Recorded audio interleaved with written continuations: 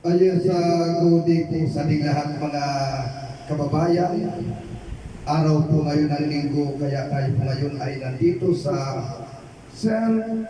Peter's Shrine. Yes.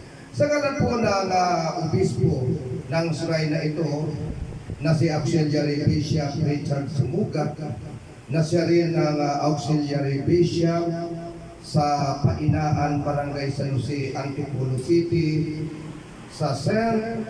Joseph's Shrine, at pansamantala ko po ang makaganda upang palad po ninyo ngayong linggong ito muli. Yes. At sa araw po ito ay nais ko nga tumalakay ng isang paksa, mga kababayan. Ang paghihiwalay ng simbahan at ng estado, na ang simbahan ay hanggat maaari ay huwag po sanang makialam sa usapin ng estado, ng gobyerno o ng mga nagpapatupad nito, mga kababayan. Napakasaklap na may mga tagapaglingkod ng Diyos na ginagamit ang pulpito upang makialam sa usapin ng estado, mga kababayan.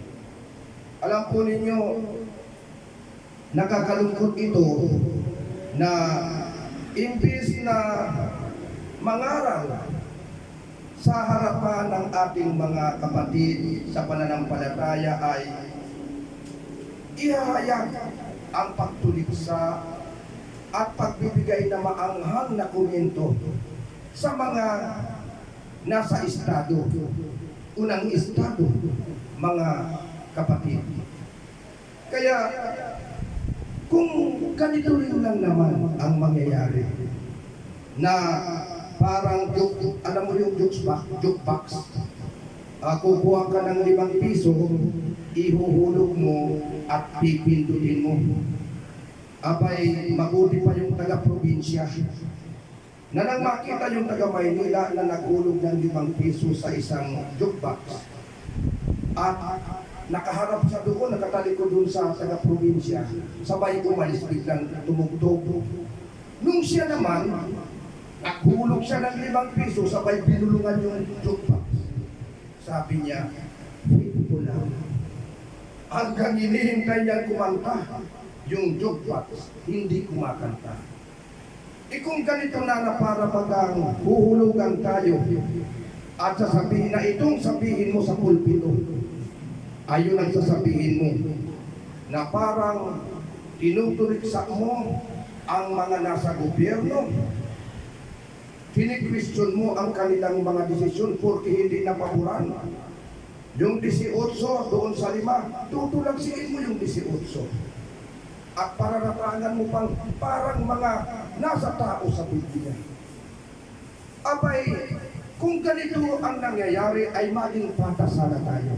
Hindi natin kinukontra ang ganun mga saloobin sa harapan ng pulpito. Ngunit maging patas sana tayo ng mga tagapaglingkod ng Panginoon. Nasusulat, ang aming manay ibinigay sa mga dayuhan, at ang aming tahanan namay ipinagkaloob sa mga taga-ibang bayan. Dito sa Pilipinas, ang nagmamay-ari pa lamang ng mga lupain ay mga dayuhan. How comes yung tao pa kaya na ibigay natin sa dayuhan? Di dapat tumutuligsa tayo sa mga ganito, mga nasa pulpito na mga alagad ng Diyos. Kung ganyan din lang naman ang mangyayari, maging patas tayo. Pero para maiwasan na ito, ay ibigay mo ang sa Diyos at kay Cesar ang kay Cesar. Huwag po tayong makikialam. Hayaan natin ang nasa estado at manatili tayo sa reliyon upang maging patas at balanse ang sanglibutan ito, mga kababayan. Ang ituro ninyo ay paano tayo mangaral Paano tayo masunod ng ating mga napapangaralan na madala nila sa kanilang mga bahay? Magpasalamat sa Diyos sa mga biyayang natatanggap niya, mga kababayan. Yun ang ating imumulat. Dahil doon sa harapan ng pulpito sa mga matatanda ay tayo ay naituturing na mga kapatid, mga lolo pa nila at mga matatanda na pa sa kanila. Nasusunod nila yun, nagiging ama nila. At sa mga bata naman, na ituturing tayong mas panganay na kapatid at mga nanay at tatay na nasa loob ng simbahan na nagkaroon ng aral mula sa mga tagaturo ng kasulatan. Kailangan po mapanatili natin at sila'y magpasalamat sa mga biyayang tinatanggap natin sa Panginoon upang lumaganap ito sa sanglibutan, mga kababayan.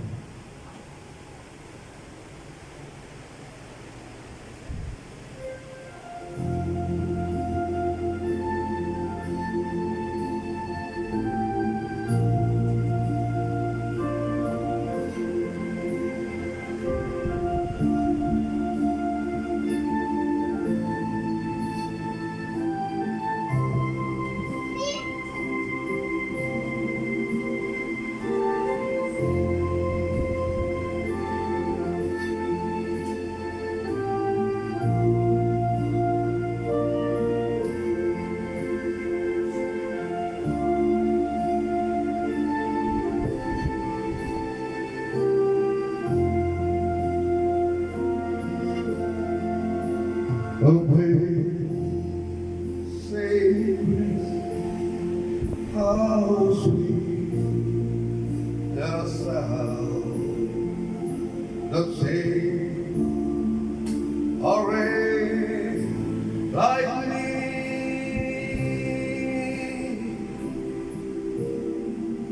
I was lost, but now